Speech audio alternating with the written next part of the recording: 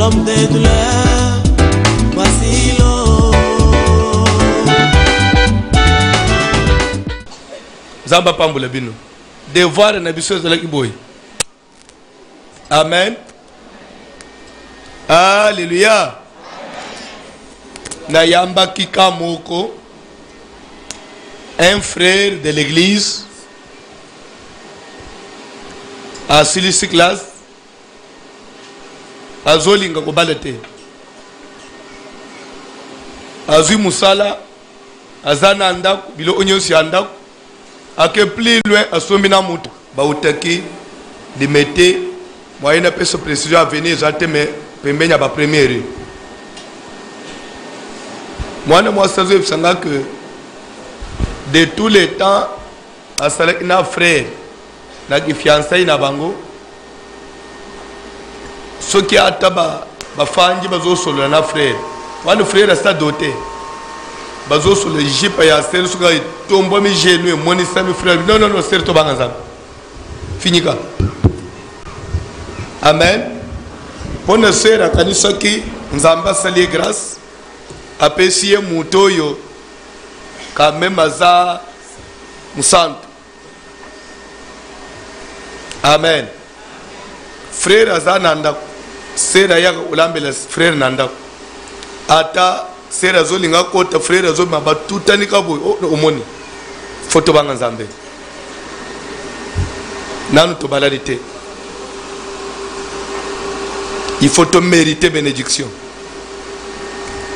Voir même sera ibisinga ke mukolo moko sera ke olambele frère asokolina bilamba azakina transport ozongate frère pesuka retenir na musala les temps sera zoze na frère ekubima 20h mbula pe bandi un samedi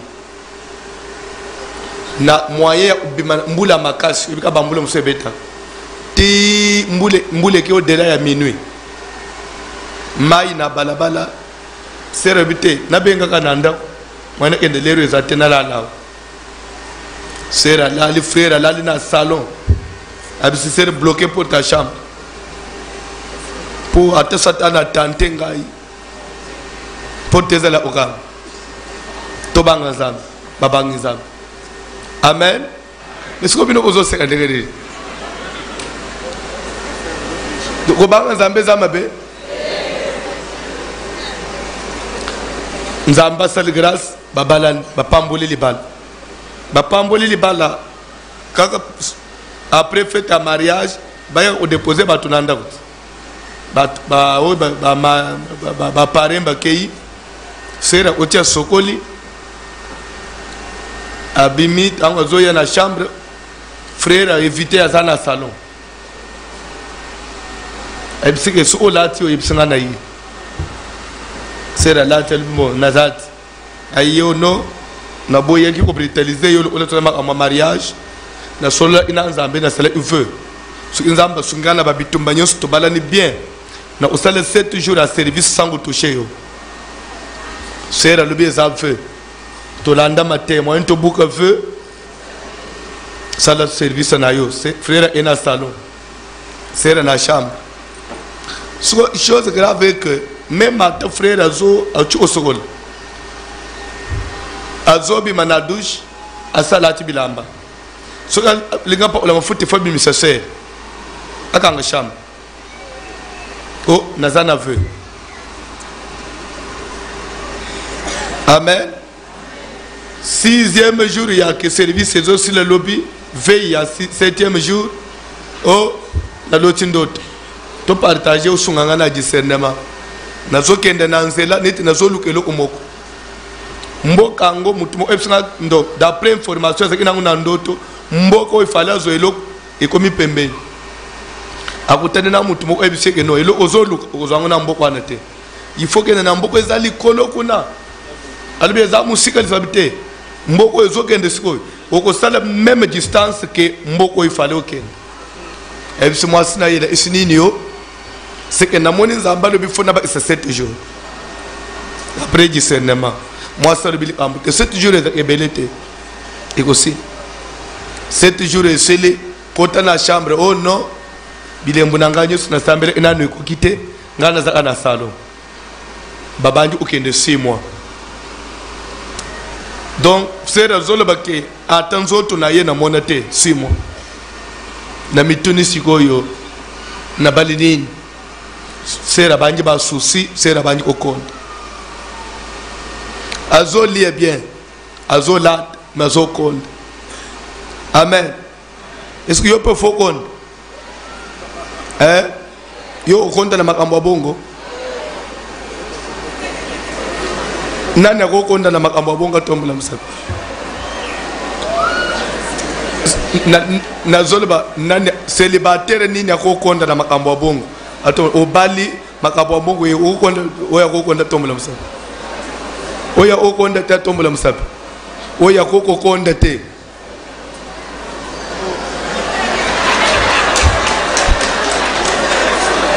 amen na zoto nani akokonda te atombola msapi bobiki soki botombola msapi ke tokokonda te ngana peso réponse o se découvrir mais obiki natikali nango réponse relative na mateto zo pesa mais obiki amen c'est que bokokonda c'est la banji kokonda banji ba souci azo ebisa mwana mbali nalobe pa na biso abiso kena ukata ba paremba tuningai na koboma yo kobebisa ba prière na ngate pona makambo suki makamba pamba uza presse ya nini na sina bali yo uluka gili balat uso yena ndako uza suppresse ya nini mukolo nyeso nzamba ulinga na zaya yo lokola bana basi bali yekimbu mavami bali parce que na jardin ba mbali imbo mafami bali intelligence na bango ifunga makapa et en plus baza mutu ya liboso ya aborder les diables ils ont causé avec les serpents sans la présence de l'homme ya bana basi babanga mingi banyo otepo basola ananyo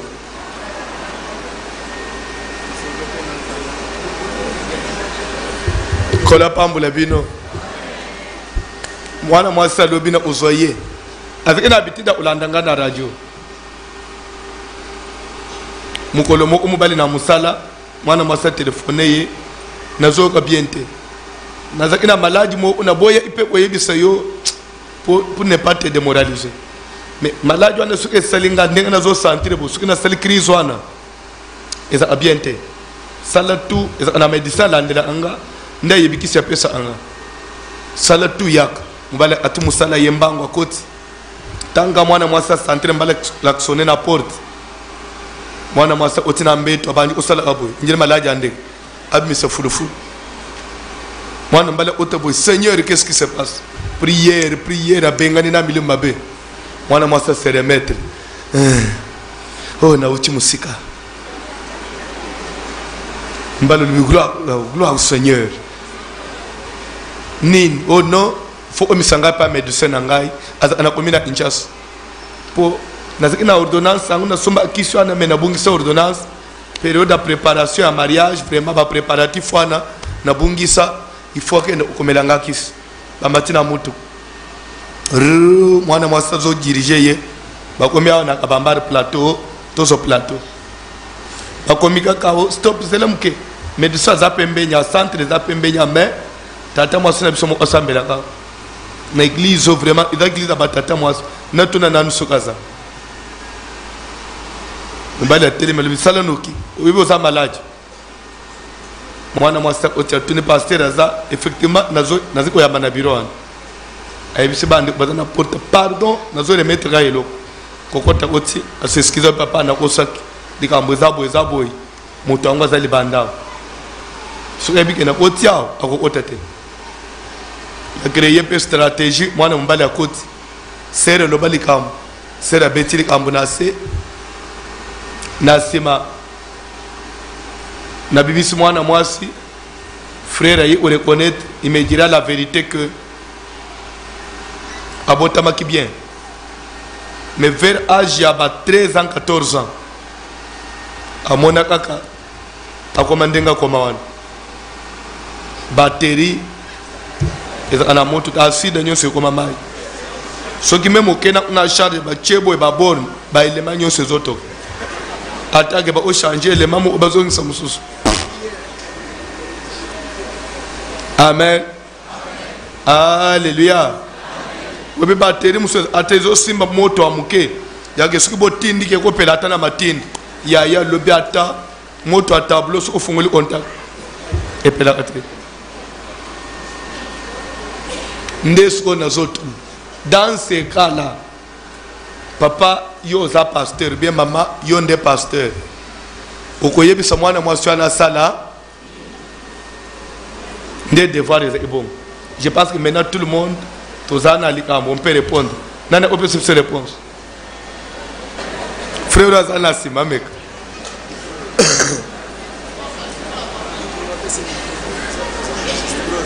Bon pesa frère micro rapidement pour makambo ezo kota na bande couper balande ki na radio bazoze ba yo réponse à devoir.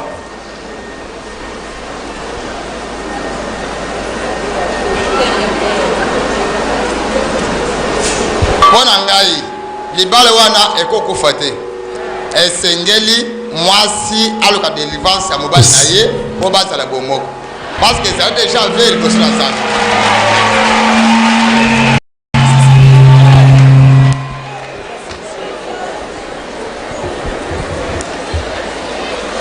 Qui a une réponse contraire à ce que le bien-aimé a dit?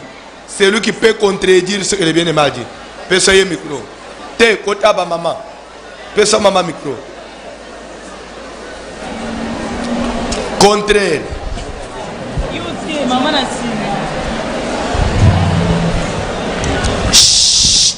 S'il vous plaît.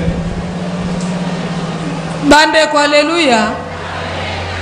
Soki totali na makomi masantu ndenge tolanda kite mwana mwasi soki azali bien te et que mobile a trouvé en aversion à remettre à côté à repasser une lettre à divorce.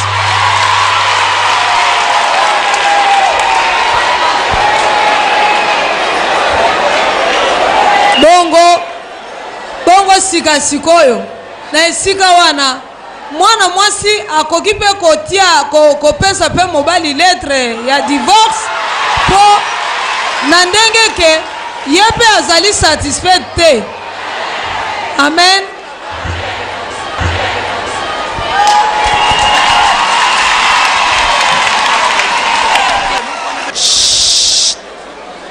Alléluia. Kola pambula bino. Nazo répondre na mituna mibale pe na yiko conclure na oy. Nazo bandela d'abord na place maman à se référer. Lobby totanga ki Exode 24. Deutéronome 24, je m'excuse. Deutéronome 24. Tomonaki et j'avais bien souligné qu'à l'époque de Moïse, voilà comment Dieu avait autorisé Nabayouda à l'époque de. Mais dans le but que l'élo, ce que moi ça, Moubalaza satisfait, aboya moi. J'ai dit qu'à l'époque de Moïse c'était comme ça. Alors yo moi na moi si à l'élo, que bananzoto na yo potala kozala, moi na moi si kozala mesure satisfaire Moubalite. À l'époque de Moïse, cela était même une raison de divorce. Je pèse mes mots. Et c'est ce que j'avais dit. Mais je n'ai pas dit que l'élo, au bali moi si, au coutier, que Aza, et l'ingité, lettre à divorce. Lettre à divorce, c'est la loi de Moïse. L'élo, lettre de divorce, ça n'existe plus. Jésus a rectifié cela dans Matthieu 19.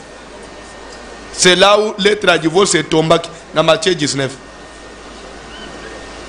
Amen. Amen. Toyo ane na point one.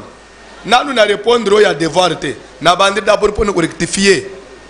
Pour on prend comme si j'ai dit que une fois mobali abali akutimwa se lengité c'est que pour manangeza pourquoi j'avais évoqué cela. C'est tout simplement pour nous hôtel Sabino que et basignon sous bazar ndenge mo hôtel. Alors, ce que bazar ndenge mo hôtel c'est dire quoi est-ce que nzambe mutu akeli mwasi mabe Et pourquoi nous avons même plus loin que ce que moi ça s'appelle si mobile tembala boyaye. Bon nana kelibato. Nous avons passé moi si ya mabepo à s'appelle ce tembala boyaye. C'est que cette fois-là nous avons lingi seulement à conscientiser base. Base na depuis Moïse. Baye que ce qu'il est là na bal et que mobile s'appelle na ngaite akoboya ngai. C'est que déjà natangwa na moi signo sona no balite aluka nzambe abongisa ya avant le mariage. De peur que les balais kufa pour une raison où il faut les réparer déjà depuis Moïse.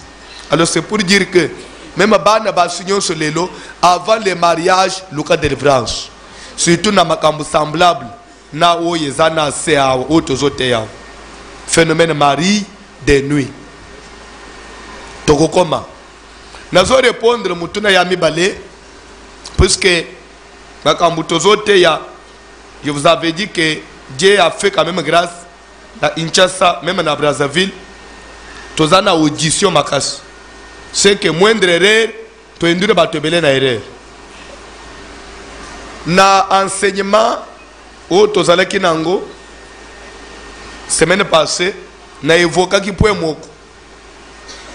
Amen.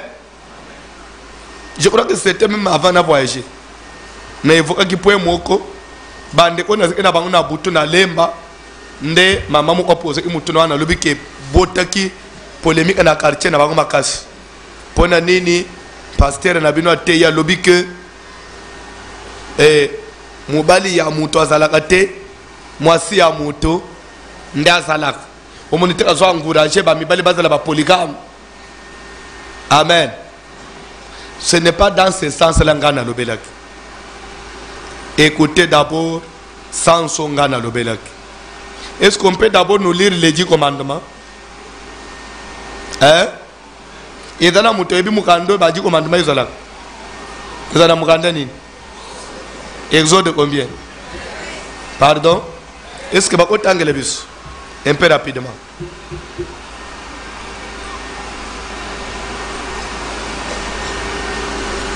Papa nanga vous allez un peu rapide. Je crois que ça tombe, que ça premier verset, nous sommes obligés à téléma.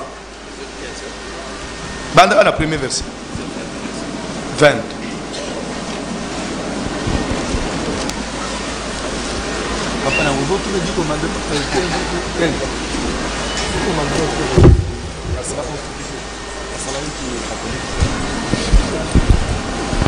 Un peu rapidement.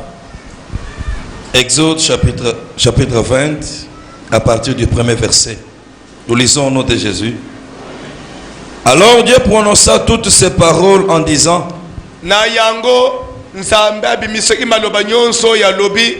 Je suis l'Éternel ton Dieu, qui t'ai fait sortir du pays d'Égypte, de la maison de servitude. Tu n'auras pas d'autre Dieu devant ma face. Tu ne te feras point d'image taillée, ni de représentation quelconque des choses qui sont en haut dans les cieux, ou bien au sala biloko semblable biloko na lola o représentant na sena mukiliao, ni qui sont en bas sur la terre, ou bien biloko na sena mukiliao et qui sont dans l'image nango, et qui sont dans les eaux plus bas que la terre. Ou bien image ya biloko na sena mai o sali ango o cheli boso na yo. Amen. Ozo comprendre pourquoi biso to linga ten église na biso to chebike kuna bakwen. Ba comprendre te. Nzamba zo dans les 10 commandements, constitution ya Bible. Ya ba chrétien. Okoki osala elo semblable te na bilo ezana lol. Na bilo ezana mukili. Ezero ezana sema bele. Osala image wa no cheli boso na yo. Oh, oui, ça est que ya ange. Na ma papu boy. Toleki. Et ça idolâtrie. Hein? Ah. Ok, papa. Tu ne te prosterneras pas devant elle. Et tu ne les serviras point. Les lots tozana ba église, tozana ba paroisse, tozana ba permanence, ozo utana lupango église basalaka mwanda kumoko na coin bacheke kumoko wana mutu nyonso azokende okumbamela wana ava utana tamba biazokende osala ba prière kuna omoni tu banda kwana c'est ce qu'on appelait dans l'ancienne alliance les hauts liés. Les hauts liés. Donc les alliés ba hôtel de ban Bible dit qu'on se prosterner les personnes en côté. On se prosterner devant Dieu. Et quel Dieu? Le Dieu qu'on ne voit pas. Notre Dieu il est invisible. Je ne peux pas le représenter par quelque chose pour ne pas me le local. On dit manabino bien té. Toi avancer. Tu ne te prosterneras point devant elle et tu ne le serviras point. Car moi l'Éternel est ton Dieu, je suis un Dieu jaloux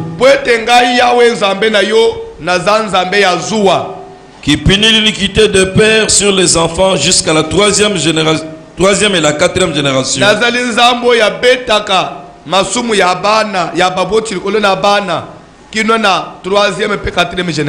De ceux qui me haïssent et qui fait miséricorde jusqu'à 1000 générations à ceux qui m'aiment et qui gardent mes commandements. Tu ne prendras point le nom de l'Éternel ton Dieu en vain, car l'Éternel ne laissera point impuni celui qui prendra son nom en vain.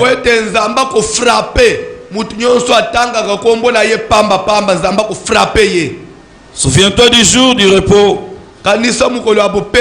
pour le sanctifier.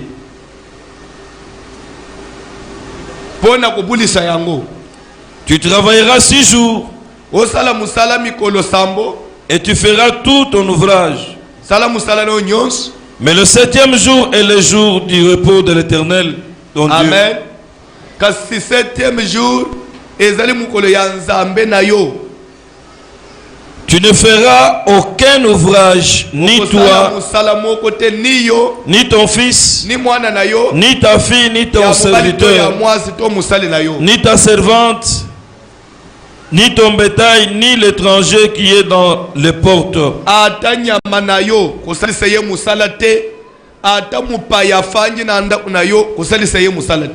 Car en 6 jours, l'Éternel a fait les cieux, la terre et la mer. Ce commandement là aussi, il y a que 7e jour, Moutoua travaillait, c'est déjà accompli. C'est pourquoi un jour j'avais parlé ici sur le sabbat, j'avais dit que le repos, le vrai repos là, il y a une image là. Amen. Bissolelo, nous ne pouvons pas observer le 7e jour. Pourquoi? Parce que quand Jésus est venu, il nous a dit que le maître des sabbats est ici. Aujourd'hui, le 7e jour pour nous, c'est quel jour? Ezali di moment na yambi Yesu. Lokola mukunzi pe mubiki sanangai na zozo mukano ya kotika mabe nyonso. C'est que na pemi. Na pemi na 7e jour. C'est que na oti Yesu c'est le 7e jour.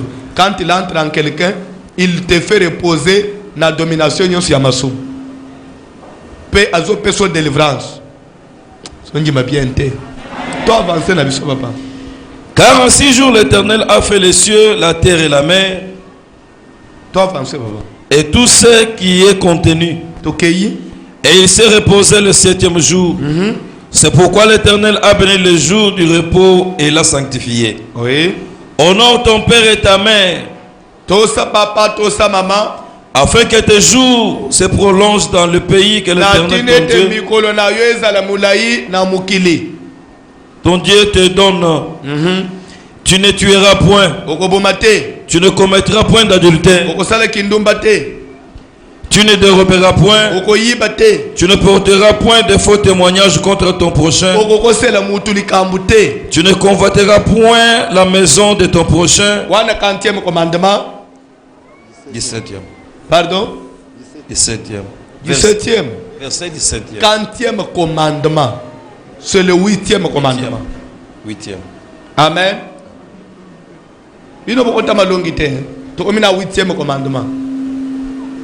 8e commandement, bandele 8e commandement. Tu ne convoiteras point la maison de ton prochain. Balobi nini na lingala? Kolula ndaku ya okoki kolula ndaku ya moninga na yo. en tout cas pona banda kutolula Vraiment. Tosumuka trop.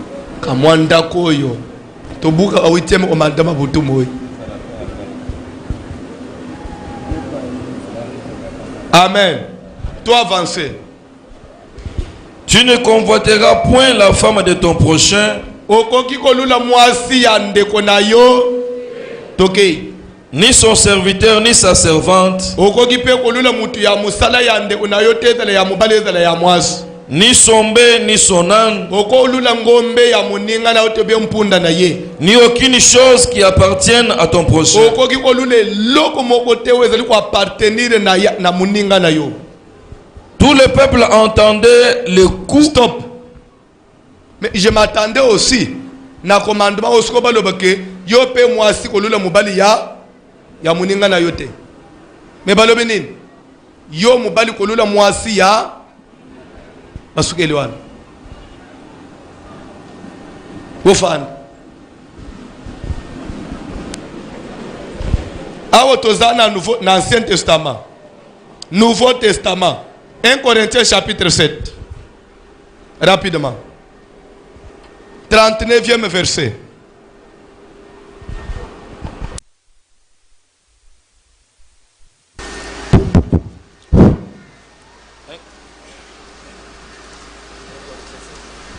« 1 Corinthiens 7, 39.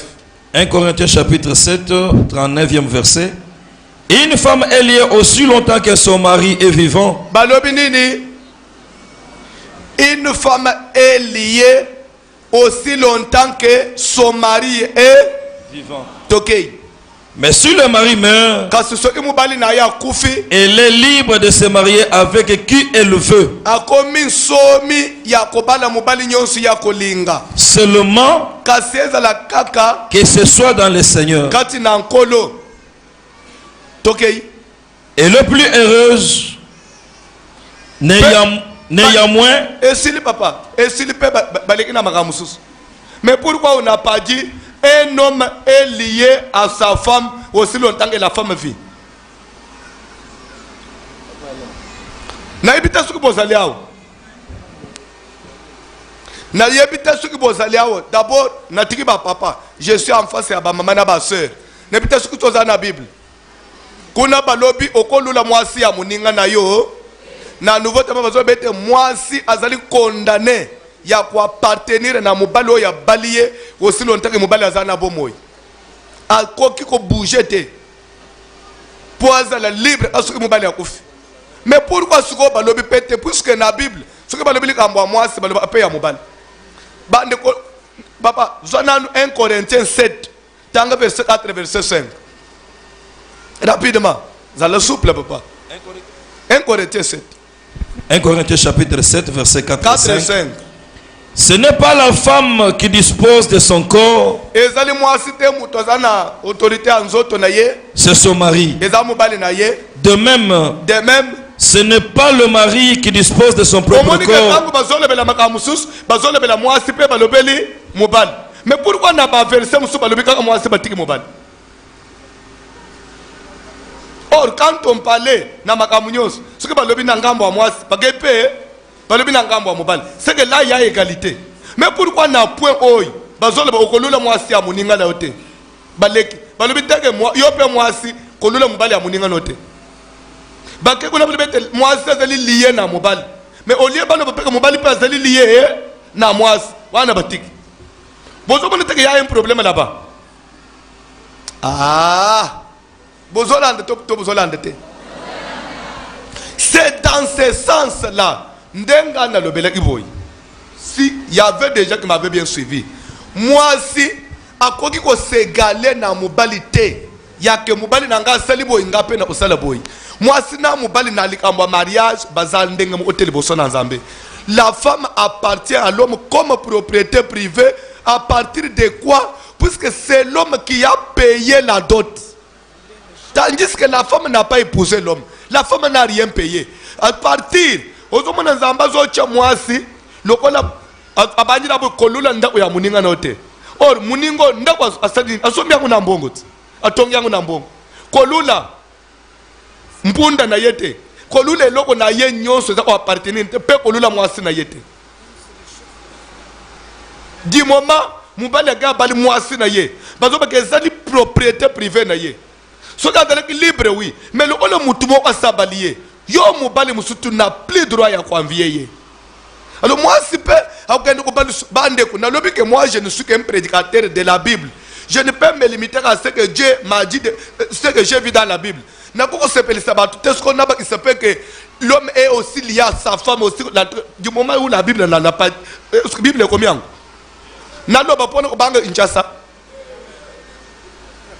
Non, puisque même plus loin que le Bagomoni, au moment où on autoriser polygamie. Comme si moi vous m'avez trouvé polygame.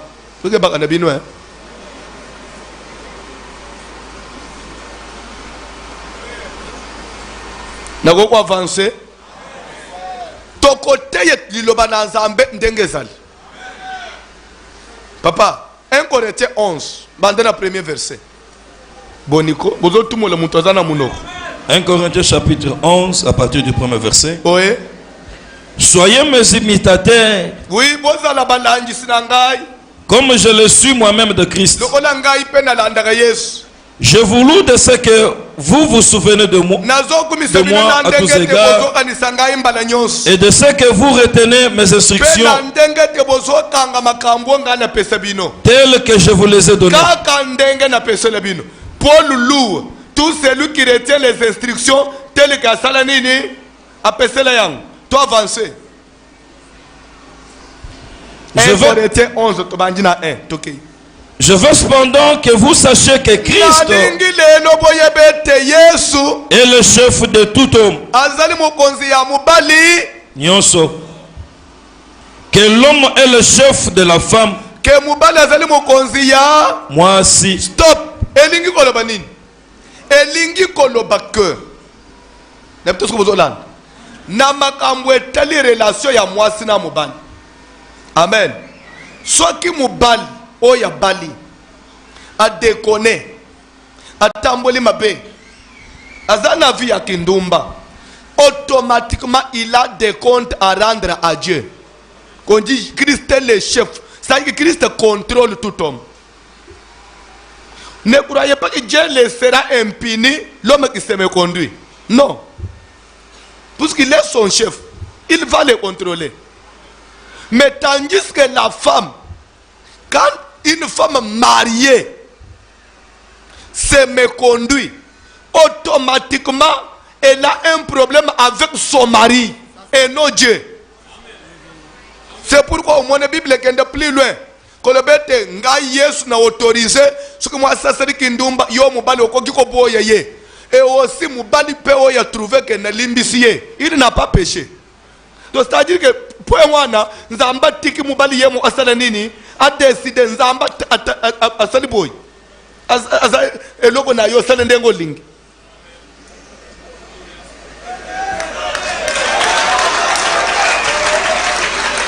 Mais tandis que mobali azana problème directement na nani, on dit Christ est le chef de tout homme. Donc c'est Jésus qui contrôle tout homme marié. Mais tandis que toute femme elle est contrôlée par ce qui sont yoza mobali ya duru.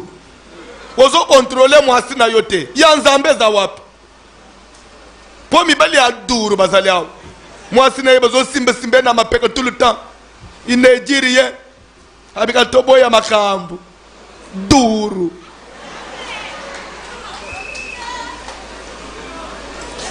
C'est ça la parole, c'est ça l'enseignement. Moutoko memanga teke na te sentiment pour ce qu'on a s'appelé ça ba maman. Na le que l'homme est aussi lié à sa femme aussi longtemps que la femme vit. Ce qui m'a bali a sali lettre à divorce, ce peut sali lettre à divorce. Wane po ba maman va le ba men voici l'homme. Na kolo bango te. Soki ndengo osaliao okanisaka ke soko mwani mubali na yo na quartier même na lupango afini mwana mwasilis ah bon azo finalis ngapenda ku finalis ozali mupagano pe osali angu yeba ke nanza amba ko bwaka yo pe na libale no perdre yangu ngana yebisa kabasi ya mabal du moment où tu soupçonnes ton mari kokende na revanche te parce que Bible est autorisé yote aller à genoux. Yebisa nzambe ke yo lobeko zamu konzi ya mobali nyonso. Mais voilà comment il fait. C'est à l'homme, à Dieu de le poursuivre. Et non ya yo so obande ko se me conduire, obande ko se comme si mais ce qu'on a tout équipé. Alors le l'air ce qu'on y a libale mobali nda ya ka pesi facture pe subiloko. Mais pourquoi est-ce que basilisi yo po kende pe papa mobali o senga pe facture ke o pesa pe biloko.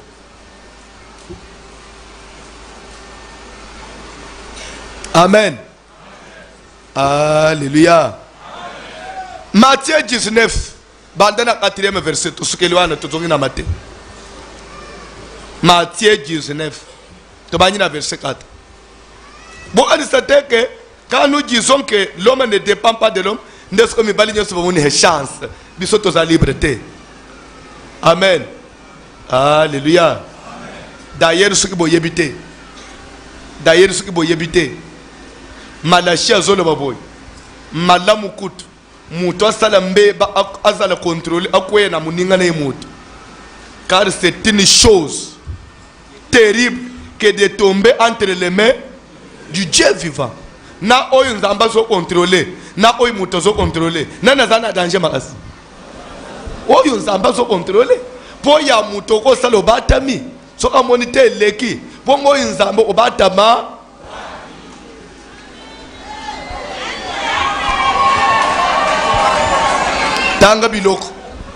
Matthieu chapitre 19 à partir du 4e verset. Il répondit, le pharisien l'abordèrent et dit, pour l'éprouver, est-il permis à un homme de répudier sa femme pour un motif quelconque?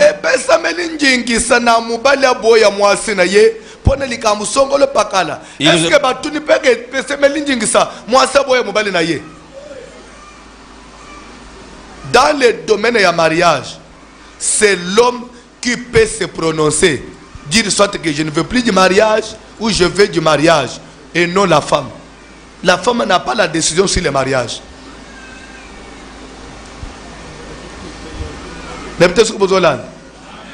Moi, si à l'ibal, au téléméca, les gens n'ont pas malibal, bako kangayu ba beti ofimbo.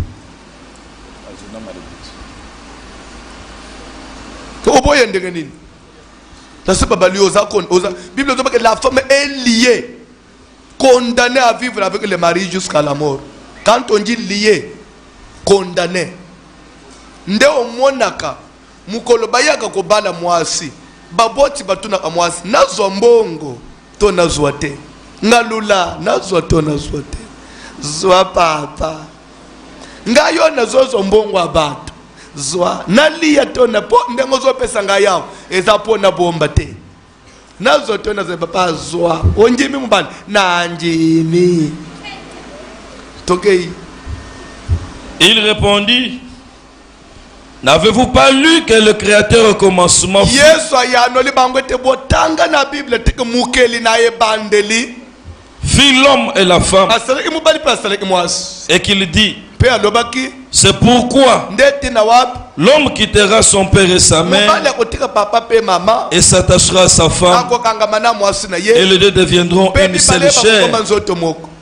Ainsi ils ne sont plus deux. S'il vous plaît, na verset one pen, na phrase one, même vous les prédicateurs, ne faites pas l'inverse. On a dit l'homme quittera son père et on n'a pas dit la femme quittera son père et sa mère. C'est l'homme qui quitte et qui va. Pourquoi on dit l'homme quittera son père et sa mère? C'est parce que Moubali nde abimakananda. C'est ça quitter son père et sa mère. C'est vrai. Moi ça comme mananda utakelo kwa Moubali akobali. Bangoy ba fanja. Osomona ba ko aborder frère moko. Nazo bandengo fanjwan atoza na apostle bal ato sepela na frère moko église a atene intercession ozana droit obenga ke na sepele na yo na lingina bala yo to balan pourquoi posala kangote suko ka sa go komina nde boko misko égal que baka 3 fois to ke papa. Ainsi ils ne sont plus deux, na yango baza sumi balete Mais ils sont une seule chair. bakomi nzoto moko. Mais l'homme donc ne sépare pas ce que Dieu a joint. Mobali akabola te oyo nzambe. Toke papa. Pourquoi donc lui dire-t-il? Boyoki balobi que la femme ne sépare pas. Quand on dit que l'homme donc, ça ne voudrait pas dire que personne. Non. L'homme dont on fait allusion, c'est le mari. L'homme comme mari. Jésus-Christ dit que Moubali oya bali, akaboulete le on zamba salinini. C'est que Moubali aboya moi cité. Puisque nous sommes dans le contexte. Bango batuna qui est que est-ce qu'il permet à Moubali aboya moi pour une raison quelconque? Ndeye so swanga est-ce que botanga teke na ebandeli nzamba sala mwasi na mobali et que ce que mobali sa tiki baboti azui mwasi ba komi nzoto moko mobali akabula lisusu te on nzamba sala nini asangis c'est que même yo mobali tu as droit ya ko boya mwasi suko bozana ba proposer be bozaba fiancé mais du moment bosibo kotinda umoko libale kangami même toi l'homme tu n'as plus droit de séparer parce que nzamba sala nini toi avancer papa. Pourquoi donc lui dire-t-il? Moïse a-t-il prescrit de donner à la femme une lettre de divorce et de la répudier? Moïse a dit ce que mon moi ça s'appelle si Otewane Sikoyo, place au Tanga, Deutéronome 24. Ce gars au bal moi et qu'on découvrir que ça bien été. Au lieu souffraka, au souffraka, au souffraka. So bilo bozo sekani na muni bilo bozana makambo ngane bo souffre est-ce que o souffre ka zali kama ose souffrir te puisque moni na likambo na kokoma na bebe le kola mari et femme de nuit et là papa bazo souffrir ba souffra ka pe ba souffra vraiment mais moi ya loba pour a souffra o souffrir place aux gens oko yo kango na service. Amen. Alléluia. Amen. Biso Moïse biso ke o souffraka, o souffraka, o souffraka comme à lettre. Pessayer, libérer. Toi papa. Il leur répondit. C'est à cause de la dureté de votre cœur que Moïse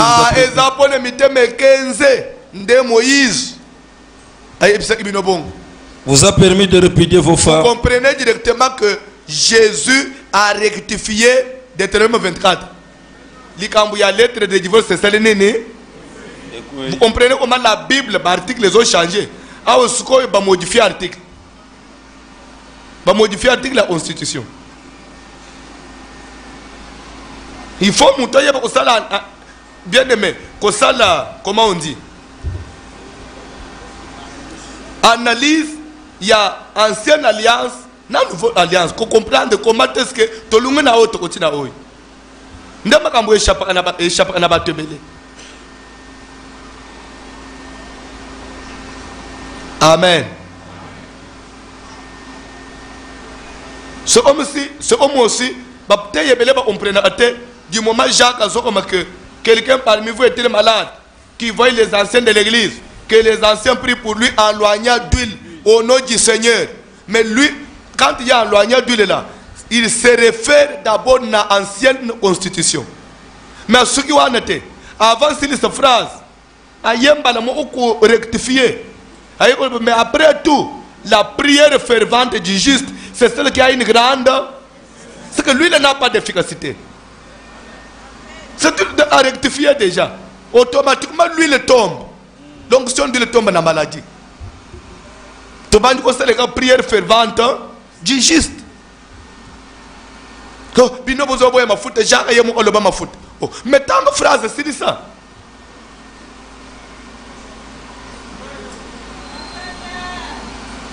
Toi avancer. Bon ce que mafuta c'est kobikis. Pourquoi faut le que c'est la prière fervente qui a une efficacité. Si on a une efficacité, na est efficace. Toi ça les nini. Pour toi ça besoin mutobik. Dans la Bible, papa, c'est ça Matthieu. Au commencement, il n'en était pas ainsi. Mais je vous dis que celui qui répudie sa femme, sauf pour infidélité, Jésus-Christ dit sauf pour adultère. Il dit quoi? Le mari qui répudie sa femme sauf pour Tokei et qui en épouse une autre, commet un adultère. On a dit qu'il épouse un autre ou une autre. Une autre. Dans la peine la Bible, la ligne tout ça le correct. Qui en épouse Une autre. Il s'agit de qui ici? Qui répudie et pour épouser, pour encore épouser. Il s'agit de l'homme. Est-ce qu'il a dit aussi que la femme aussi qui répudie son mari et qui épouse un autre mari? Dans la Bible, papa. Et qui en épouse une autre commet un adultère. Ses disciples lui disent, si telle est la condition de l'homme à l'égard de la femme, il n'est pas avantageux de se marier. Si telle est la condition de l'homme à l'égard de la femme,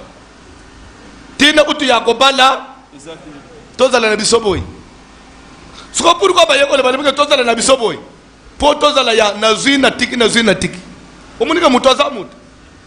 non, mais c'est ça. Yes, I bisi bango soko so bali uzana moya uboyete. Ba yekule bazo ba asila ndete nsi toza la boy.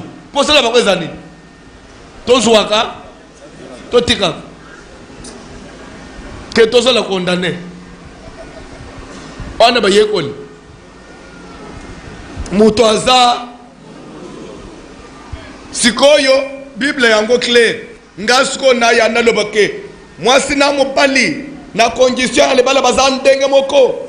Soki mobala meki yope bengana ye po kinchase betela gama boko po soki na lobi le kontre bako lebako moni ba pasteur ngai na lobi boy mwasi ya mutu azalaka me mobali akoko mwasi osire mobali lokola ndenge moko na yete ya que lokola moi je dépends de mon mari et que le mari dépend totalement de la femme. Jamais dans la Bible ça n'existe pas. Amen. Alléluia. Alléluia. Togo quoi avancer? Togo quoi avancer? Raison pour laquelle? Amen. Alléluia. À l'église aujourd'hui, même dans le monde, nous pouvons trouver un homme qui a 2 femmes ou 3 femmes. Officiellement, même famille n'a pas il vit. Maintenant, nous tomons des mois à balami balé officiellement. Attends, Moukil, Endi Mamana Mission Abato.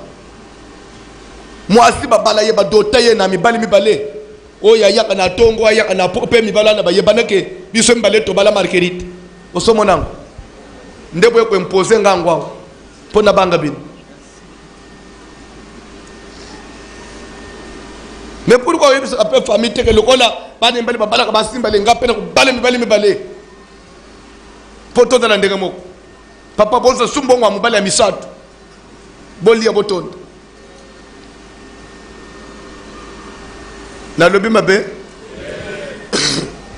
to côté sentiment te to côté Bible ce qui ozana na posa osele la sentiment. Moi je prêche la parole de Dieu. Kola pambola bin kola pambola bin tozongi na liteya na répondre mutuna sukate ya mena mobali oyo ya frère wan dans ce cas là quelle sera l'attitude de l'église? Nazolo baboy, l'attitude de l'église ezaboy. Amen. Alléluia. Alléluia. Bozolanda dit moment mobali aza impuissant. C'est ça le terme. Pour tout le monde, batterie, nous sommes en batterie à batterie. Un homme impuissant qui a épousé une femme, je vous dis que devant Dieu, il n'y a jamais eu mariage. Il n'y a jamais eu mariage. soki mwana mwasi oyo azongi epa na bango asumuki te. D'abord yo mobali, tu es menteur, tu sais que tu as un problème. Ok, uluka mwasi pona nini sikoyo ofanda yo moko na église mbula na mbula oluka délivrance tende ko frère ya répondre que mwasi aluka délivrance amobali na ye ya ofandi yo moko oluka délivrance te délivrance yo banda uluka ngatango uzo mwana bato chana ndako pourquoi uluka kyango yo moko te aluka délivrance amobali na ye bido mo ni délivrance amwe za pété na kalembelembo stalimbula boni ozyango mbala moko siko mwana bato kufandela kayo azela kayo oluka délivrance soke usala jisa ya fanda kapo azanta banayo na singa ne peut-être ce que vous comprendre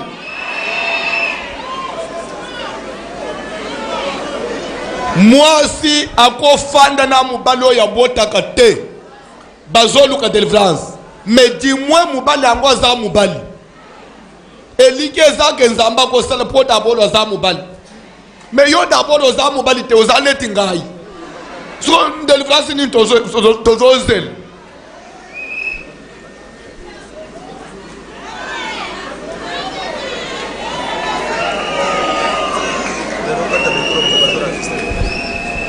amen ne peut-être que bozolanda so délivrance ni tozozel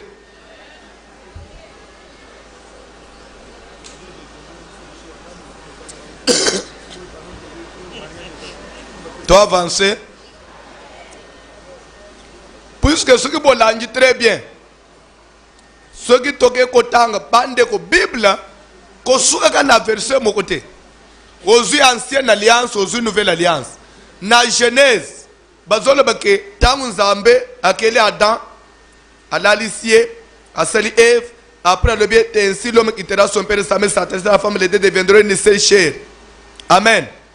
Mais tant que tu as qu'on a 1 Corinthiens 6, verset 15, 16 et 17. 1 Corinthiens 6. Paul maintenant va dire ceci. Que, est-ce que prendrai-je donc les membres de Christ pour en faire les membres d'une prostituée? Loin de là. Car il est écrit, les deux deviendront une seule. C'est que d'après Paul, les deux deviendront une seule chair. Et ça joue le pessimisme sur la liberté. Les deux deviendront une seule chair. Ezamu ko le pasteur de chema bo liboso te atuni ko olingi ete olingi na lingi fungula nani muninga voile pese bizu oh boko minzoto moko lukuta nani boko minzoto moko bazaka de nzoto moko ko makaka suki bakena nda bakangi chambre tongo etalinde boko minzoto moko nde omoni polo zolo bake nzoto moko eza akapona ba mariete. Même chaque fois que tu c'est que le lien vient quand? Lorsqu'il y a accouplement. Mais il y a balé à celle 6 mois. Il n'y a pas de lien. Alors, ce que tu as séparé, est-ce que tu as séparé les soumous? Mais on a nous sangana ite. Ezaki ya kokauka. C'est pour vous dire que même yo mobali ofandi une église ozana bapoma ya ba faiblesse zokende na kokola tu néglige ozomona kote tokende na yo à comprendre te. Amen. Amen. Batuni sous question. Mobali abala zaki bien. Bobandi bien. Mwana moko ya mibale batterie baby ba elema nyose uf. Yo mwana mwasi ozana na 24 ans. Obalaki na 18 ans, 24 ans batterie baby. Botamboli na ba charge nyose batterie vieux. Oh il faut ko boaka. Vieux batterie o moyenne société. Tozomona utelo utuko réparer awote. Na avancer. Ce qu'on a minute on a mwasi pe ko sala na zolo baboy. Dans ce cas-là, tu dois imposer délivrance. Mais délivrance en paix, il faut tout le monde peut volontaire à moi mobile. na oluka délivrance wana mibali ebele bazaka shote pe bazaka na courage te ya omifungula surtout soki baza na problème oyo d'abord bazaka na okomona mwasi nde azolanda basala ya nzambe papa na ngai na souffrir mais mokolo makambo avimbanaka ndenge avimbana wana ndikona papa martin alobaki lobi omona azoleka fufu mingi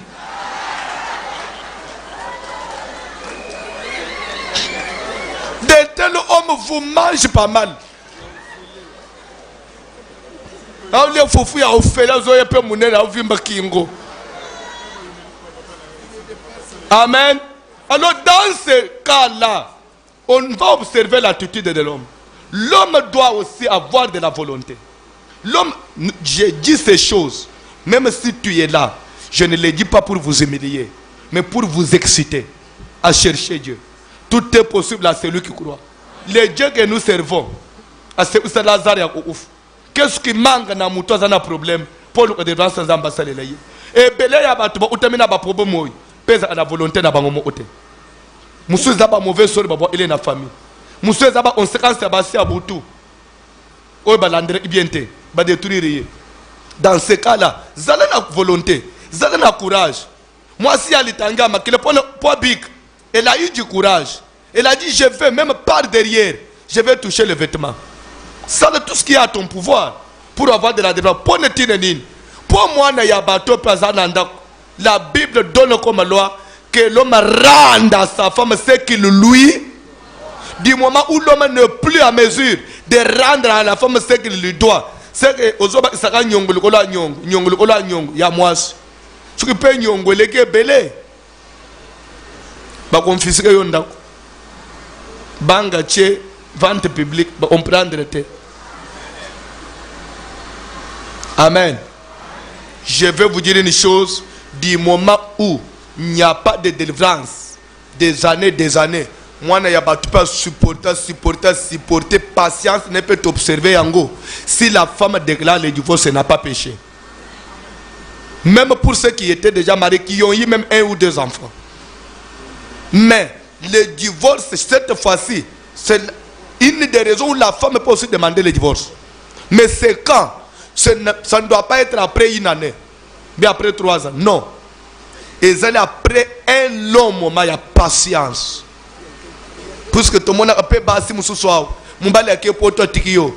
O luka visa olanda ye. O beti 8 ans. Ba peso visa te o bomali bal. Bongo ya zobele ko supporter 8 ans te. Kaka moi 6 mois que papa na lembi lokola mususu aze ko yelanga na lembi 2 mois.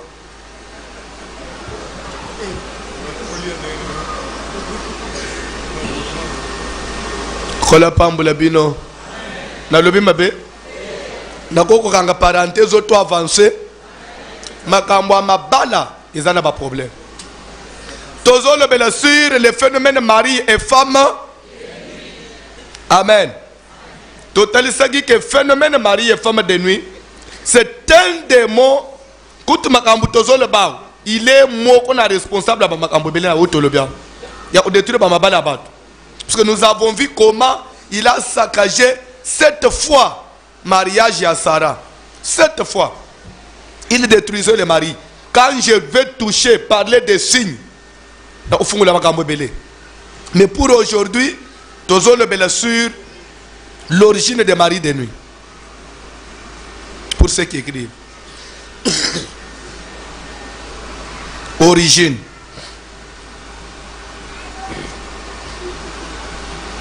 Je crois que c'est le deuxième point. Premier point, c'est introduction. Point 2, origine.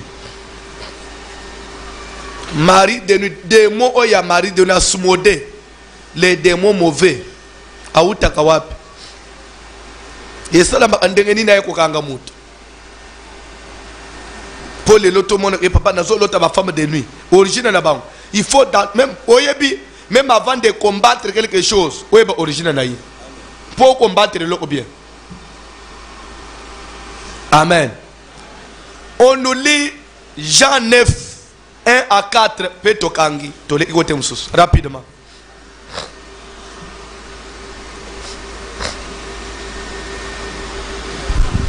Jean chapitre 9, à partir du premier verset. Jésus vit en passant un homme aveugle de naissance. Yesu amonaki na kolekana mobali moko miso ekufa depuis kobotama. Ses disciples lui posèrent cette question. Bayekoli na ye batunaki ye mutuna eye. Rabbi, Mulakisi, qui a péché, nani asumuki? cet homme ou ses parents, Mobali oyo to baboti na ye pour qu'il soit né aveugle? pwete ya botama miso ekufa. 40e verset otangi. Deuxième. Donc vous mettez 1 à 2 seulement. Pour ceux qui sont 4, soit 1 à 2. Jean 9, 1 à 2. Bible dit que Jésus vit en passant. Un homme aveugle de naissance. Ses disciples lui posèrent cette question. Moulakis, qui a péché? Je vais vous dire une chose. Lorsque les disciples batuni Yesu, qui a péché?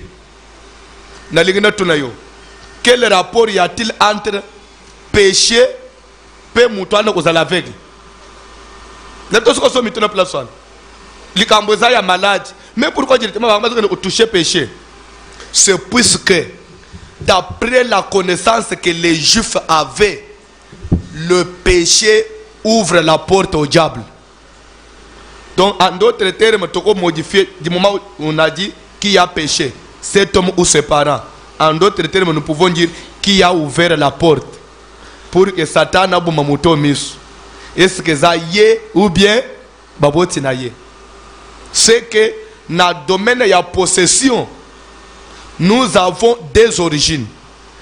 Tous allez dans la famille à moutou, ils peuvent ouvrir la porte. Parce que la cause de la possession. Et en deuxième position, moutouye moko. Zolanda na bino bien te. Na zolo belesko na domaine ya possession. Bikuke ya milimu mabe ekanga mutu. Tala koma mutu azali avec. C'est comme on a dit dans Luc 11, 14 que Jésus chassa un démon qui était mioué. Lorsque le démon fit partir, les mioué par là. C'est que vous allez mioué, que vous allez avec le tonnerre, c'est qu'il y a un esprit derrière comme on a dit. C'est que c'est qu'il y a un esprit de cécité. Nde et rendre aveugle. Une fois Jésus chassait l'esprit avec la salle kanini à Monac. Mais na quelqu'un qui est possédé na mulimu ya kozanga kumona. Ba yeko le bazo tuna Yesu ke nani asumuki. Elingi ko le banini. Ba nani ba pesi demo oyimzela asimba muto. Ba nani ba fungoli porte. Or vous comprendre bien que pour Satan alkota na vie ya mutu esengela imutu aliembuma ko liembuma elingi olobanini c'est que l'homme a transgressé la loi. Or le péché c'est la transgression de la loi. Une fois la loi de Dieu transgressée, ce qu'on a péché. Et lorsqu'on a péché, la porte fait quoi? S'ouvre et les démons peuvent faire quoi? Peut entrer et posséder l'homme. Maintenant bayeko le bamoni mutu posséder d'un démon et bomiye misu. Bazotuna Yesu qui a péché? Qui avait ouvert la porte? Est-ce que c'est sa famille ou bien c'est lui-même? C'est qu'il y a des possessions, il y a des démons, il y a des combats. Quand je parle comme ça, c'est que nous avons généralisé la possession démoniaque. Quand bien même ici, tu as un phénomène mari et femme de nuit. Mais connaissance, il faut dire que milimu mabenyon so yo mona kana mukili. Et quoi qui kokota na vie à mout. À partir de la porte familiale. Porte familiale. Deuxièmement, et quand on a vu à partir de la porte personnelle ou individuelle, moutuyemo afungoli. Moutuyemo afungoli ba porte na ye. Alors tu pas problème na ye. Ako si Satan na vie na baby si vie na ye. Nazo banda petit a porte familiale. Na ouais tel phénomène à marier femme de nuit. Toujours qui est bien. Toujours avancer. Amen. Alléluia. Na zolo baboy. Makambo bozomo ne bitumba to utala na una vie. Ya ozomo na mutu muso botam na vie na ye azidi balate. Mutu muso botam na vie na ye simbi mbongo te. Aluki mbongo te akufika na passe. Mutu muso abali abotite. Mutu muso de puko botam abela kabela kakaka. Mutu muso akufi jeune. atiki baningane bazana na bomoi bandeko cause ya liboso cause la famille mutobotami baliwe ebele ya bato bakufaka baza ba jeune la plupart et utaka pe na ba famille ya bato. Amen. Alléluia. Alléluia. Botika la koyeba ke na ancienne alliance si photo zonga na loi de Dieu. Papa, 1 Corinthiens 7 rapidement.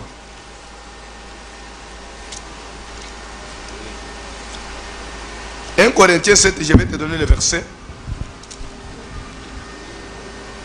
Aux autres de biso, verset 36. Verset 36 à 38. 1 Corinthiens 7, 36 à 38. Bolanda verset on a bouquet bignons. Si quelqu'un regarde comme déshonorant, si quelqu'un regarde comme déshonorant pour sa fille, stop. Si quelqu'un masculin féminin, papa vous allez au masculin bien féminin.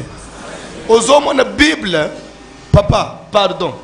Bible est c'est un livre Bible ce aux autant, il faut que ça l'analyse et l'onion.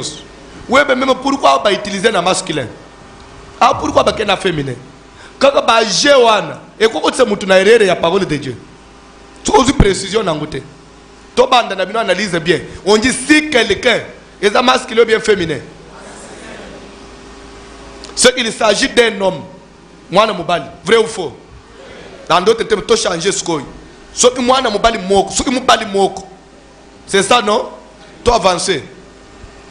Si quelqu'un regarde comme déshonorant pour sa fille de dépasser l'âge nubile. C'est que moi, quelqu'un là, comme on dit pour sa fille, c'est qu'il s'agit de qui? Un parent. Et ça bon côté. C'est quelqu'un là devient automatiquement moubot. Moubot ya nani? Pour baboti baza ami bale ya mwasina ya. Il s'agit de quel moubot? Moubot ya moubal. C'est que aza nani papa. C'est que tout le monde maintenant si quelqu'un, disons maintenant si un papa. C'est ça l'analyse grammaticale, non? Tout le temps, on a école primaire, amen. Si un papa regarde comme déshonorant pour sa fille, ce que papa m'a trouvé que bon, ah, et ça sonne pour Nangaï, pour Namwana Nangaï à moi aussi, de dépasser l'âge nubile, que à quel de tir au délai à 24 ans, 25 ans. Et comme nécessaire de la marier, et que yemo papa n'a trouvé nécessaire que abali sa mwana na ya moi si qu'il lui fasse ce qu'il veut. Balobeni ni kill. Il s'agit toujours ya nani? Ya papa wan. Papa wana sala o motema na esali nini? Elingi. Ne peut-être que bana basi kozolanda. Ce qui papa moko a trouvé que mwana nanga mwasi oyo. Nazo mona tina ya ye kokenda ba université te. Mubali aye apesanga biloko. Azo mwana na ngai balibete papa na salo motema na esali nini avance Il ne pêche point asumu kite qu'on se marie. Stop, qu'on se marie. Maintenant on s'adresse à qui? Que la fille se marie, obéisse, accepte la proposition de son père. Ne peut-être pas ne pas se poser. C'est ça la Bible. Oh yo, moto des fois. Origé, tu n'as pas raison. Bible donc papa na bino. Aibisio ke na boy makambo classe. Lokolo mobali oyo aye bana kende. Balubi ke mwana mwasa sana nini? Akende. Papa na sumukite. Akondane pe papa te. Non. Akobadi sanga de bala. Kende.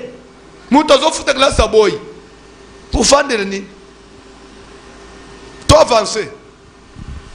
Mais celui qui a pris une ferme résolution. Mais c'est lui.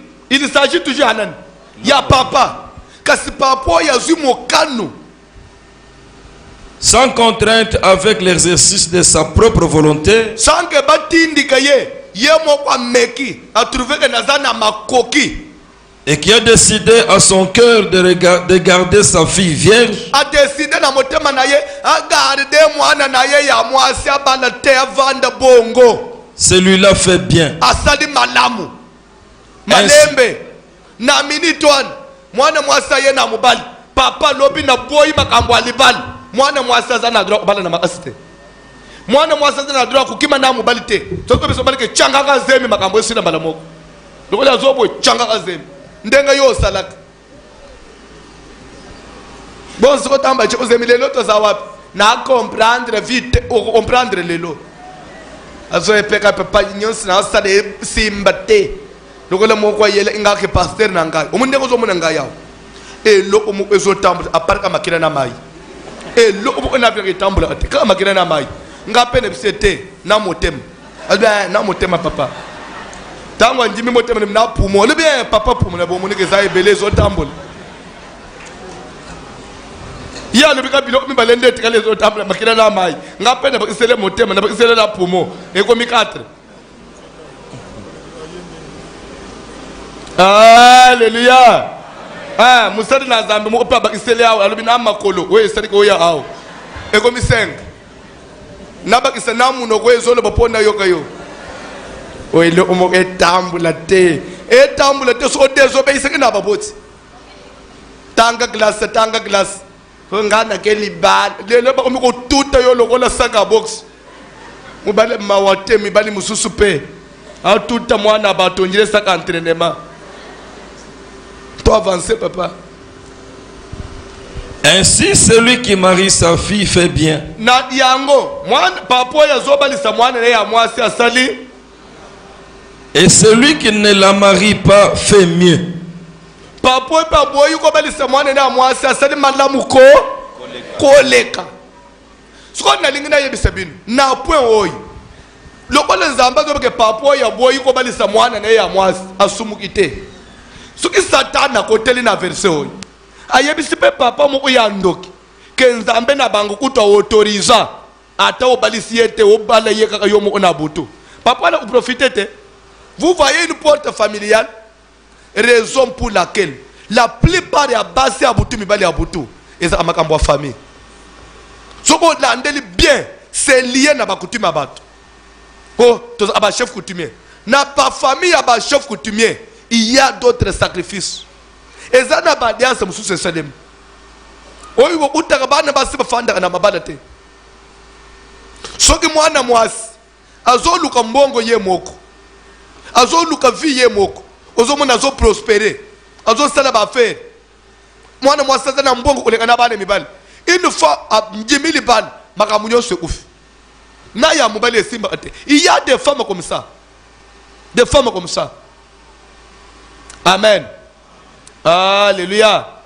Basi ya bongo tangu biso tozokola na ba province badareki obenga banga mukalenga mukashi dans des familles tayi mukunzi ya mwasi tozeki na batata mwasi ya modele wana amifandele ye moko asala abafe pe ba respecter ye likambu nyosi fosele na famille pa ba papa même avant baba liste soit ba décider likambu ya famille omoni ba bokene obenga tata mwasi na bino Marie Jeanne. Tata mwasi Marie Jeanne azoya okuti ye moko fanyi na bande ko na ya mibali azo nyingisa boy. Donc ce qui est pas lobi ko sale mateka ndenga lobi wana tata mwasi boy. Il y a des choses comme ça, il y a des familles comme ça, les femmes qui ont le sang de pouvoir, le sang qui domine. Et mwasi ya boy atayo mubali oke ko balaye. Si cette femme n'a pas encore cherché la délivrance, elle va vous écraser cette femme. Elle va détruire ta vie. Elle va écraser tes affaires. Puisque en elle, il y a des esprits de domination. Et bien, esprit de domination, c'est un bali ya butu. Ndeba so kutaka lalak, azo lot, aza anamubali mo onandako. So ala mga mona amubali te. Na bando to zo lot aza anamwana moko. Bien so ta sala mariage, ala mukibo ya balate. C'est que spirituellement, babali sabango. Et que mariage ya moi, ezali hypothéquer na pouvoir familial. Ba sacrifier pour renforcer chefferie ou bien pouvoir familial. Il y a la première porte, c'est la porte des familles.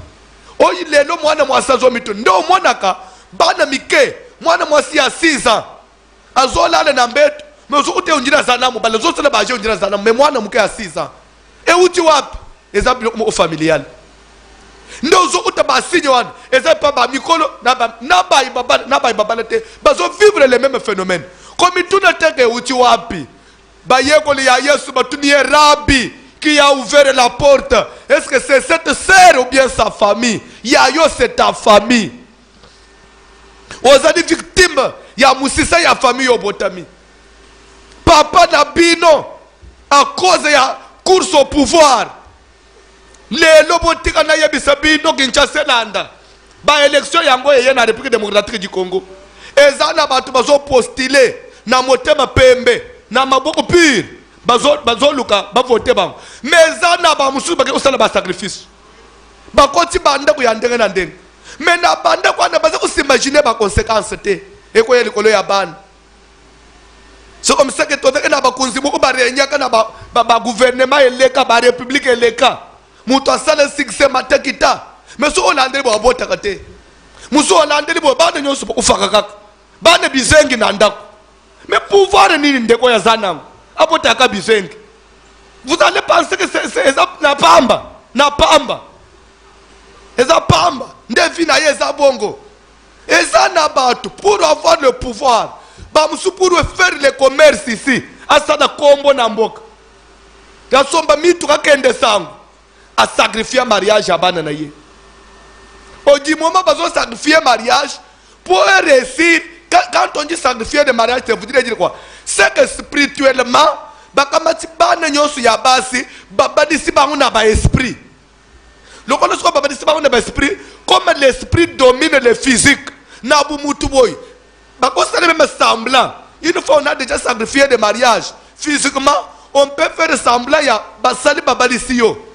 Beba to muni ke songolo abali. Mais ekoza la libala ya malongate. Ezaka pone ku tromper vigilance pour batu bache mingi kate ke famille ang batu yoso ba muna te 3 4 babali mais kende ko landa mabala babali ya ndenge nini bazo vivre lokola ba bazaba célibataire puisque ba muso ba ya se bana bake bon ce que na famille c'est ka tozana après moi bon ndeni ya mado abala te mutu so ko bala mais ali bala nini et ali bala muka ya tromper vigilance pour endormir batu. Mais dans les balawan, ils ont vivre des conséquences graves. Vie stable les athées. Et c'est les athées. Bamusoko kendiri balwan fin de fin. Akozonga nandako. Akozonga nandako. Et ça dit balamu ya délai. Et dans le cas de mutoke vacances, ake congé. Raison pour laquelle frère, même bana mibali, et belé bazo vivre des conséquences. Spirituellement, ba imposer bino basimoko. Ya uzomi kuteko za na basi moko osante ka ba phénomène bizarre na mbeto mais soko la mukiboy ndio moni mema makambuto zodo bawo okomona mubali en dehors de sa maison azana posa ya mwasi azama kasi même soka meki na ndenga kindumba ile efficace mais soka rejoindre mwasi na ye na chambre il y a des problèmes de éjaculation précoce na ba faiblesse sexuelle ça ne se manifeste que ko mwasi andako et dingi ko le banini c'est que la loi vous interdit Yakobal. La loi vous interdit Yakobal. Donc, comment on défaut badio condamné moi na mwasi abana. Et pourquoi chaque fois que ngana yao na nzo mona boy, c'est que yonde ozama be, yonde ozana poma na famille on ne veut pas au bana. C'est pour cela la première porte, c'est là il y a beaucoup de choses. Bande konangai, porte ya diboso fungwa makana dibota. Même makambo bozo una ba stérilité oy, tuna na famille na bino. Puna na famille na bino kobota na yo eza wapi yo bana babalisa yo mais batikala na bana soko yebite. N'oubliez pas que même Pharaon avait proposé à Moïse que puisque vous me faites pression, vous voulez votre liberté, je vous autorise de partir mais à condition que biloko na bino sala nini etikale pa na ngai yao. On peut vous autoriser ya kobal mais batikale na bana. On peut vous autoriser ya kobal batikale na mbongo. C'est pour cela que quand nous prêchons la délivrance, nous parlons de la possession démoniaque. Nous sommes en arrière. Obimi na famille nini. Vini ni bozana una famille wan. Pe na famille na usoke na osukisa s'il vous plaît. Na famille faites attention. Dans la famille, des fois, on peut faire ceci. Et ça, dans la famille, Moussous, beaucoup de la bobo, 5, 6 et 7. Mais Satan a tenu la bino swan. Akaya 5, par exemple, papa na bino.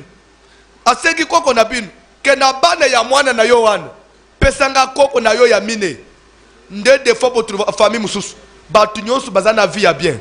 Batu nyonso babali baza à l'aise. Kaka yo mwana ya mine. Sote yo mwana ya suka. Nde okweye libere. Sacrifice de famille. Donc c'est que yo bakaba yo mbeka. Mususu eza abatiki famille mobim, mais ba sacrifier mutu moko. Ndozo uta papa na famille na biso, mutu na makambo yezate papa nanga biso nyos bayana nyos babota baliki nanga babota ka ngande na bota kate oui, c'est que yonde okweye libere. So yonde ba trouver étoile na yo ba sacrifier yo au profit ya ba musuba za la kimia. Puisque dans le monde spirituel, oyebi ke mutu même soka ke ko simba kis, soit mutu akena kindoki, bako senga ye mutu, lekisa mutu songolo. Mais des fois, baluki babunji na mutu ana okufa bako kite. Omone balubilo ole to okoboma yete, tozo atako bota na ye. Tozo atali bala na ye, atikala ka iloko moko bongo. Nde na lingi na musalo mutu yo sans conscience. Mais pourquoi yoka kobi mambeka ya famille? Kaka ngai pona nini? Peut-être comme mitune, mais pourquoi kangai? Mais utuna yope. Mais pourquoi Jacob obotibane ya mibali zomi na mibali ya mwasi moko? Mais pourquoi kaka Joseph nde bakende koteka? Na bande kuna ye. Bangunyo subatikali bien na ndako, ba sacrifier Joseph. Akomi ko usufri. Mwana ya kolo njira za mwana ya Jacob te. Azobi moya yevi écarté na vie ya bande kuna nyoso. Bande kuna nyoso bakoli bien. Bakoli na ndako. Ba vivre affection ya ba parents. Mais ye azokola na Egypte abandi d'abord qui esclave et pas Potiphar. A raté qui esclave na prison. Dans la vie à moi, nous commençons à souffrir. Pourquoi bayaye na yo nyonso bakola na santé yo zana ngote? Kaka yo nde okoyini ba makambo ba kuebele na niveau santé. Est-ce que na famille na bino bana jo zana nana zakana? Eh Joseph bateki pas Potiphar. Voilà comment bakabi vi na yo. Pourquoi Ekweye kaka yo? Rabbi qui a ouvert la porte. Ponde ko ya dans la condition. Est-ce que ce n'est pas sa famille? Est-ce que les locaux mituna teke makambo zana katia komona? Est-ce que vous la famille note basali yoje? Et tikana ko yeba que complot ya famille ezali kamba petete. Complot ya famille ezali kamba petete. Ezali délivrance ya bozika bana nyoso ya musempa sempoyo. Faut pas délivrer mutwana. Vous comprenez? C'est simple, simple. Amen. C'est-à-dire un pasteur n'y soit simple, simple. Bande que ça pasteur est simple, simple. C'est-à-dire quoi? Un pasteur qui est en train de se rechercher dans son ministère. Où le ministère n'est pas encore assis. Où la grâce ne parle pas. Oh, à délivrer yo. Vous allez souffrir. Et je vais peut-être encore vous bouleverser davantage. N'oubliez pas que Nabitumba Joseph, surtout que c'était un complot familial. Na niveau condamnation ya Joseph et Komak, celui qui pouvait réussir sa libération, fallait que la signature du roi. Délivrance à Batumoussous, il faut la signature au roi. Pourquoi signature au roi? Joseph Poikom a se retrouvé dans la prison. Nana Kizakiye. Il était en conflit avec le premier ministre. Ce ennemi n'a eu un premier ministre. Ce qu'on a eu un premier ministre, n'a libéré. Vous comprenez? Premier ministre n'a poursuivre. Il y a des moutounines, azana grade. Na ministre de la justice après qu'on ordonne pas libérer mouton premier ministre a ordonné pas gang. Ndeo yokaki Joseph ayant pris connaissance il y a dossier naye il y a gravité il y a dossier naye quand il fait sa prière dans la prison lorsqu'il y a eu un mot qu'on a pas prisonnier à soi qui faveur vous allez libérer Joseph lui dira ceci comme toi tu as eu la grâce au Malibanda parle aussi à ma faveur au roi. Il n'a pas dit aller voir le chef du gouvernement. Il n'a pas dit trouver un ministre. Il n'a pas dit parle à un général. Alors, il parle à ma faveur au roi. Puisque mon dossier est avec le premier ministre. Mon tout ce qu'on agir dans la minute au roi. Il y a besoin au roi. Il taper le sol nangai. Le roi ça de quelque chose. J'ai besoin de parler au roi. C'est pour cela que je vais dire même à ceux qui dorment qu'on ne vous endorme pas, bien aimé. Tous les hommes de Dieu n'ont pas la même efficacité du travail. Tous les démons n'ont pas le même grade. Nous tous, nous pouvons être ministres de l'évangile, mais tous en avons trempe et en dengamo ote. Ndengamo open armée, on peut avoir l'armée nationale congolaise, mais na armée ya Congo, bakunzi ya mboka bango ba yeba ke unité songolo, ezali unité ya motem. Unité songolo, unité ya motem. Même binomo oboye biawo. Une fois bakangi mutu. Par exemple, bakena ye na conteneur ou bien bakena ye na cachot ya komi nao. Quand même les dossiers sont simples. Et dingi ko lobanini. C'est que ba institution nyoso ya d'état est en efficacité en dengamo côté. Ndengamo ko pe basali na nzambe parce que efficacité en dengamo côté. Toko ko balobi nzamba pambola.